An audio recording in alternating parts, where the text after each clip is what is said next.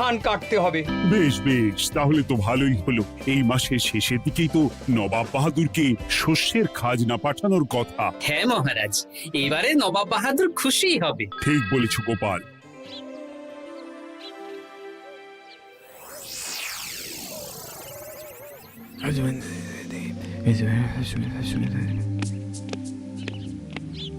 প্রণাম খাম্বাজরাজ। ওই তো কৃষ্ণনগরের মন্ত্রী চলে এসেছে। ও, এর কথাই তুমি বলেছিলে? হ্যাঁ, ওই রাজ্যের সব খবরাখবর আমায় দেয়। ইনি কে? ইনি হলেন জমিদার কেশকান্ত বর্মন, আমার রাজ্যেরই দক্ষিণ পশ্চিম গ্রামের জমিদার, আমার প্রিয় বন্ধু। নামটা বেশ অন্যরকম, কেশকান্ত।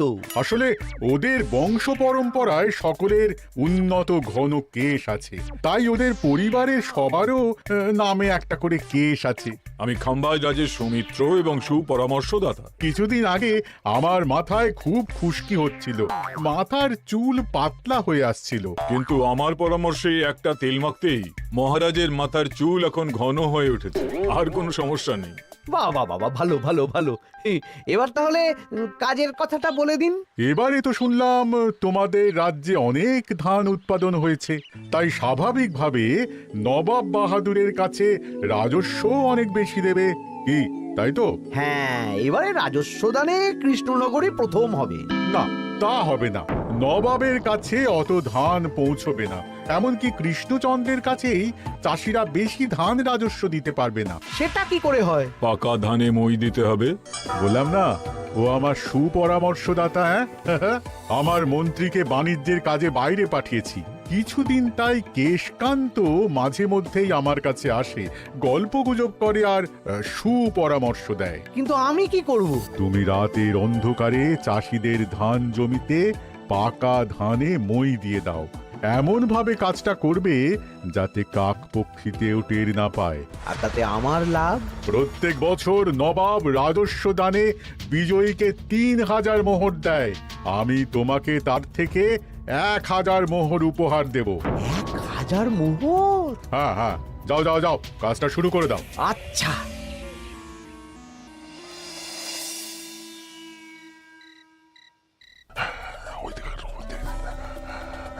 তাহলে আর দেরি কেন, মন্ত্রী মশাই কথা মতো কাজ শুরু কর। হ্যাঁ চল।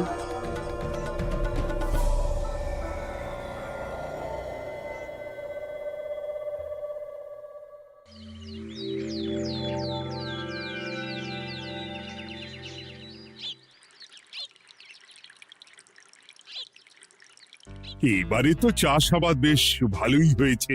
আশা করি নবাব বাহাদুরের কাছ থেকে এবারে আমরাই পুরস্কার পাবো। হ্যাঁ মহারাজ, সারা বাংলায় কৃষ্ণনগরের মতো উৎপাদন এই বছরে কোথাও হয়নি। সর্বনাশ হয়ে গেছে মহারাজ, সর্বনাশ হয়ে গেছে। কি সর্বনাশ হয়েছে গো পুটির বাবা? গতকাল রাতে আমাদের সব জমির পাকা ধানে মই দিয়ে দিয়েছে। সে কি? এবার আমরা কি করব মহারাজ? কাদের কাদের জমিতে হয়েছে এসব? যেই জমিতে তাকাবেন সেই জমিতেই এই কাণ্ড, ধান ঝরে সব মাটিতে পড়ে আছে। এবার আমরা কি করব? হায় হায় হায়, এবার আমাদের রাজ্যের কি হবে? নবাব বাহাদুরকে তো জবাব দিতে পারবো না। বড় বিপদ হয়ে গেল, রাজ্যে গ্রহের প্রকোপ নেমে এলো। ও, আর কদিন পরেই আমার টেকে আসবে 1000 মোহর। ঠিক আছে, তোমরা সবাই এখন বাড়ি যাও। না, আমার মন মেজাজ ভালো নেই।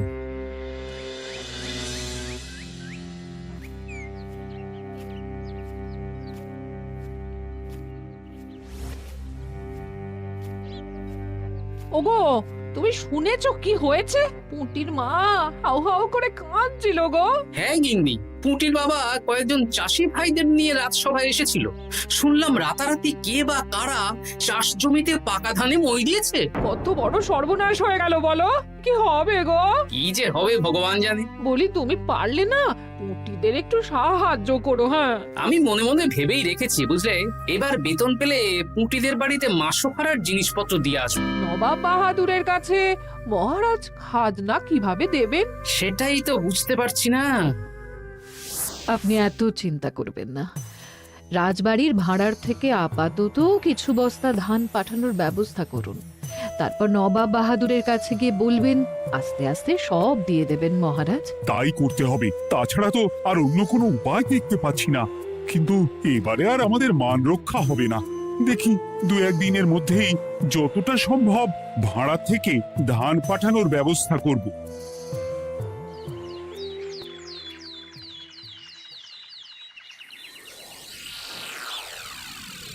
এই বছর 10,000 বস্তা ধান রাজস্ব এসেছে খাম্বাজ রাজ্য থেকে, 7,000 বস্তা ধান এসেছে বর্ধমান রাজ্য থেকে, আর মাত্র 100 বস্তা এসেছে কৃষ্ণনগর থেকে। তাই এই বছরের বিজয়ী রাজ্য হচ্ছে খাম্বাজ রাজ্য। খাম্বাজ রাজ্যের রাজার হাতে 3,000 মোহর উপহার হিসেবে তুলে দিচ্ছেন। আর কৃষ্ণচন্দ্র, তোমার রাজ্যের এরকম হাল কেন? এবারে আমাদের সমস্ত রাজ্যের পাকা ধানে কেউ বা কারা মই দিয়ে দিয়েছে। সেসব তোমার মাথা ব্যথা। আমার ধান কোথায়? 100 বস্তা ধান রাজস্ব, কম করে 800 বস্তা ধান রাজস্ব দেওয়ার কথা, কিন্তু তুমি তোমার কথার খেলাপ করেছো। এই বছর আমি নিরুপায় জাহাপানা। আমিও নিরুপায়।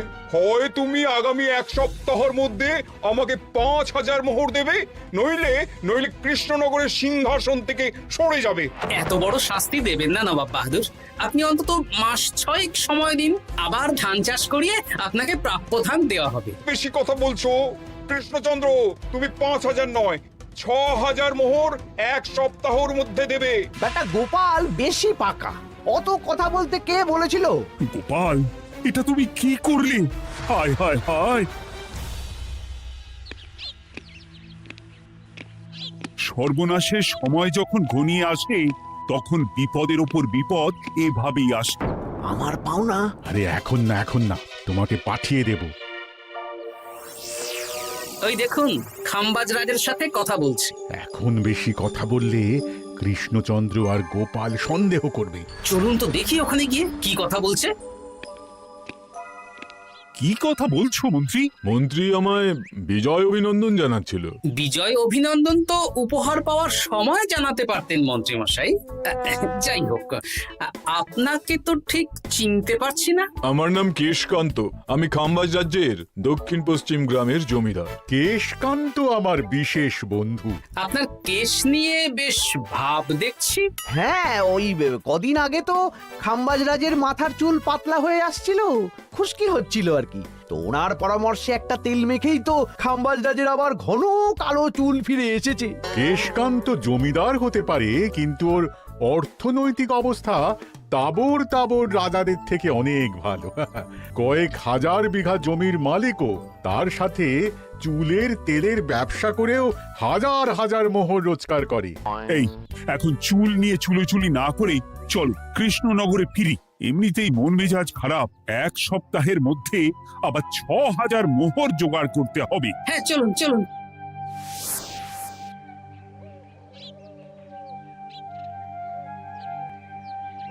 আচ্ছা মন্ত্রীমশাই, আপনি এই কেশকান্ত জমিদারের ব্যাপারে এত কিছু জানলেন কি করে? ওনার সাথে তো আমাদের আজই প্রথম দেখা। হাওয়ায় কত খবরই ভেসে আসে, সেরকম আমার কানেও এসেছিল। এসব বাদ দাও। গোপাল, মন্ত্রী, দুজনেই ভাবনা চিন্তা করো কিভাবে 6,000 মোহর জোগাড় হবে। পাকা ধানে মই পড়লো, এখন আবার এত বড় বোঝা। আমার কাছেও মহারাজ বেশি অর্থ নেই, সব মিলিয়ে মিশিয়ে ওই 150 থেকে 200 মোহর মতো আছে বাড়িতে। যদি বেশি থাকতো আমি আপনাকে নিশ্চয়ই সাহায্য করতাম মহারাজ। তাও করতেন কিনা সন্দেহ। তুমি চুপ করো। মন্ত্রীমশাই ওই লোকটাকে জানলো কি করে? এই লোকটাকে তো আগে দেখারই কথা না। না, ব্যাপারটা নিয়ে ভাবতে হবে। চলুন চলুন।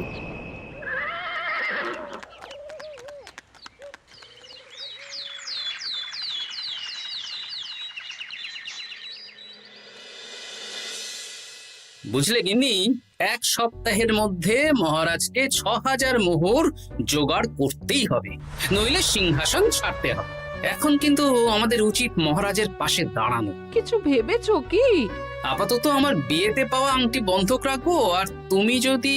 হ্যাঁ, আমার যে দুটো গয়নাগাটি আছে ওগুলো বন্ধক রাখো, পরে আস্তে আস্তে ছাড়িয়ে নেবো খন।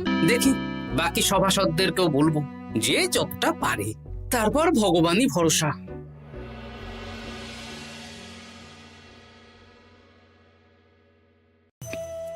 আপনি এত চিন্তা করবেন না মহারাজ। চিন্তা না করে কি আর কোনো উপায় আছে?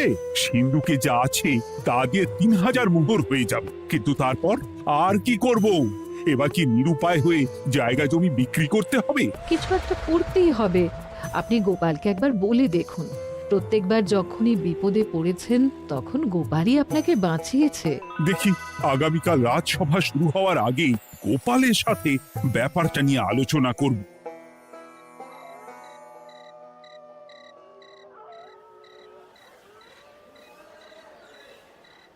এই যে শ্যাকরা, কি করছো? এই তো, বলুন। শোনো, আমার গিন্নির জন্য একটা হীরের হার বানাতে হবে, ওই 1000 মোহরের মধ্যে। 1000 মোহরে তো হীরের নাক, কান, গলা, হাত, পা সব গয়না, এই সব গয়না হয়ে যাবে মন্ত্রী মশাই। তাহলে বানাও, এই নাও 1000 মোহর। ওরে বাবা, মন্ত্রী মশাই 1000 মোহর! এই মন্দার বাজারে এত মোহর কোথায় পেলেন? গতকালই তো বললেন আপনার কাছে 150 থেকে 200টা আছে। সে যেখান থেকেই পাই তাতে তোমার কি? না, আমার কিছু না।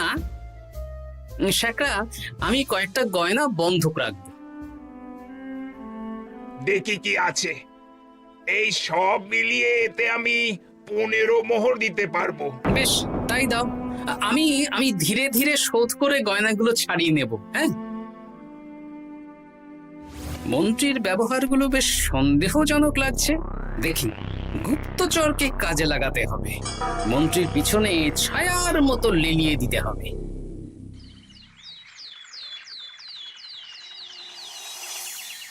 মহারাজ, আমি চেষ্টা করছি আপনার এই মোহর কিভাবে জোগাড় করা যায়। আপ্রাণ চেষ্টা করছি। দেখো, আমি 3000 মোহর পারবো, কিন্তু তার বেশি হলে জায়গা জমি বেচতে হবে। হাতে যে বেশি দিন সময়ও নেই। আচ্ছা মহারাজ, দেখছি। তবে মন্ত্রীমশাই চাইলেই আপনাকে 1000 মোহর দিয়ে সাহায্য করতে পারতেন, কিন্তু উনি তা না দিয়ে ওনার গিন্নির গয়না বানাচ্ছেন, হীরের গয়না। এ কি, মন্ত্রী তো কালকেই বলল ওর কাছে 150 থেকে 200 মোহর আছে মাত্র। 1000 মোহর কোথা থেকে পেল? সে উনিই জানেন। তবে তার খবর খুব তাড়াতাড়ি আশা করি পেয়ে যাব মহারাজ।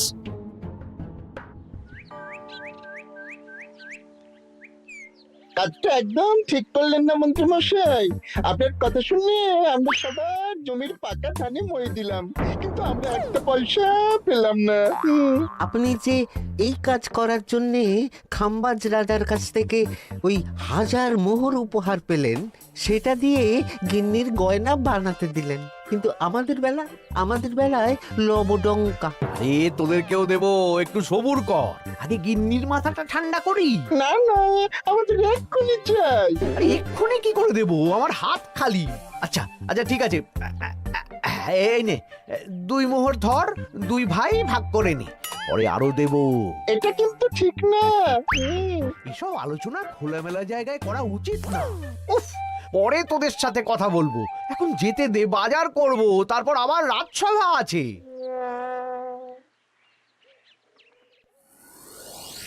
আচ্ছা, এই ব্যাপারটা মহারাজকে আর গোপাল দাদাকে জানাতে হবে।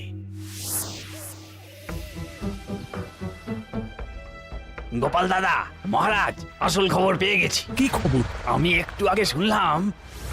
কাজটা একদম ঠিক করলেন না মন্ত্রী মশাই। আপনার কথা শুনে আমরা সবার জমির পাকা ধানে মই দিলাম, কিন্তু আমরা একটা পয়সা পেলাম না। আরে তোদেরকেও দেবো, একটু সবুর কর। মন্ত্রী, আমি না তোমাকে মেরেই ফেলবো। মহারাজ, মন্ত্রী মশাই এখানে গৌণ। উনি অর্থের লোভে এসব করেছেন, আর ওনাকে দিয়ে করিয়েছেন খাম্বাজ রাজ। হ্যাঁ, যাতে এবারে বিজয়ী হতে পারেন। তাই আপনি এই খবর 5 কান করবেন না মহারাজ। আমি খাম্বাজ রাজ আর ওই কেশকান্তর কাছ থেকে ক্ষতিপূরণ ঠিক আদায় করে আনব। কিন্তু কিভাবে? শুনুন তাহলে।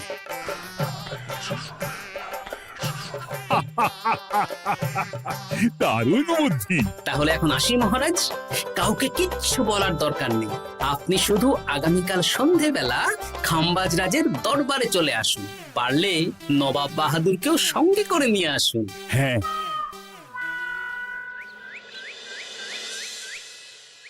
প্রণাম খাম্বাজ রাজ। কে আপনি? আমি হতাশ রঞ্জন, পশ্চিমে থাকি। কি চাই বলুন? কিছু চাই না, তবে একটা কথা শুনলাম তাই বলতে এলাম। কি কথা? আমি শুনলাম মহারাজ আপনার মাথার চুলগুলো সব নকল। আমার এত সুন্দর চুল সব নকল? ফাজলামো হচ্ছে।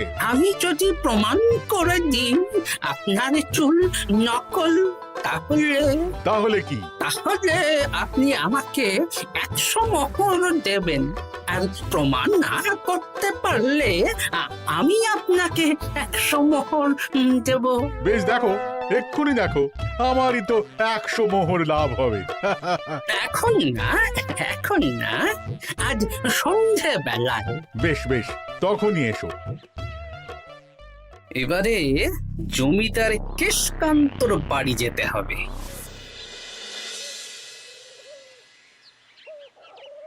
জমিদার মশাই বাড়ি আছেন? কে মশাই আপনি? না, আমি হতাশ রঞ্জন, পশ্চিমে থাকি।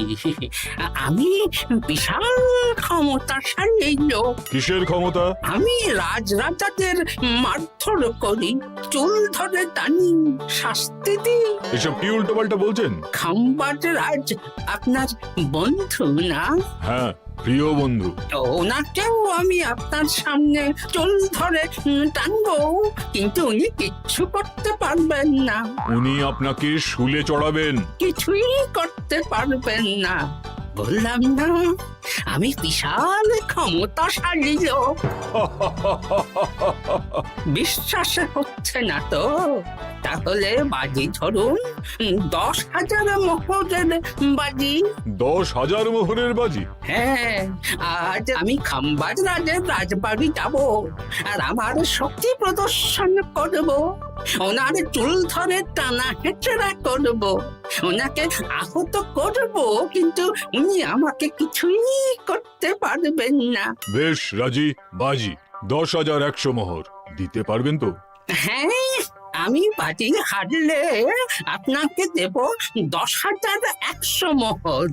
দরকার হলে ওই কাগজে কলমে লিখিত পরিত করে নিন। বেশ, তাহলে তাই হোক। কিন্তু হ্যাঁ, একটা কথা, আমি শক্তি প্রদর্শন করার আগে থেকে প্রক্রিয়া চলাকালীন সময় পর্যন্ত আপনি খাম্বাজ রাজের সাথে কোনো কথা বলতে পারবেন না। বেশ বেশ।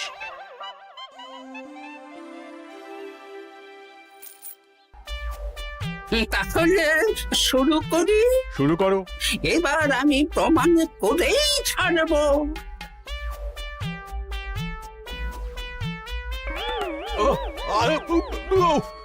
লাগছে লাগছে, বাবারে, লাগছে এই সেরেছে। লাগছে, এ তো সত্যি সত্যি চুল ধরে টানছে। লাগছে লাগছে, বাবারে, বাবা। ওরে বাবা রে বাবা, কি শক্ত! এ কি, খাম্বাজরাজ কিছুই তো বলছেন না। তাহলে কি আমি হেরে গেলাম? না না খাম্বাজ রাজ, আমার ধারণা ভুল, যা শুনেছি তাও ভুল। এবার বিশ্বাস হলো তো? দাও দাও, এবারে 100 মোহর দাও। দিন কেশকান্ত মশাই, আমাকে 10,100 মোহর দিন। এ কি, ও তোমাকে 10,100 মোহর কেন দেবে? ওনার সাথেও তো বাজি ধরেছিলাম। কি বাজি? আপনার এখান থেকে বেরিয়ে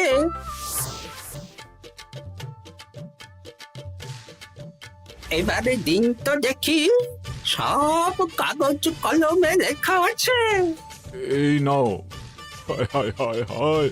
সাবাস গোপাল, সাবাস, তুমি আমার মুখ রক্ষা করেছো। গোপাল, কৃষ্ণচন্দ্র, নবাব বাহাদুর, আপনারা? হ্যাঁ, আমি গোপাল। এটা ছাড়া আর কোনো উপায় ছিল না খাম্বাজ রাজ। আপনি আমাদের মন্ত্রীর মাথা খেয়ে যে জঘন্য কাজটা করিয়েছেন, সেটা তো আর প্রমাণ করতে পারতাম না। তাই ছলে বলে কৌশলে আপনার প্রিয় বন্ধুর কাছ থেকে আদায় করে নিলাম। হ্যাঁ নয়, হ্যাঁ।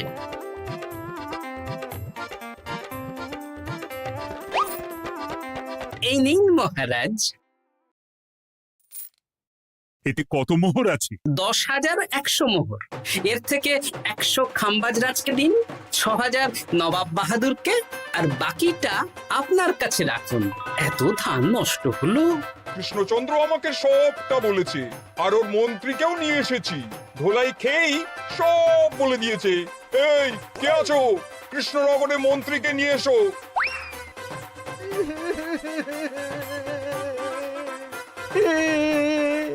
মার খেয়ে আমি সব বলে দিয়েছি খাম্বাজ রাজ। উদ্ধার করে তো জাহাপানা, আমাকে ক্ষমা করে দিন। এর কোনো ক্ষমা নেই। তোমাকে আমি কারাগারে বন্দি করব। হায় হায় হায়, সামান্য টাকার লোভ করতে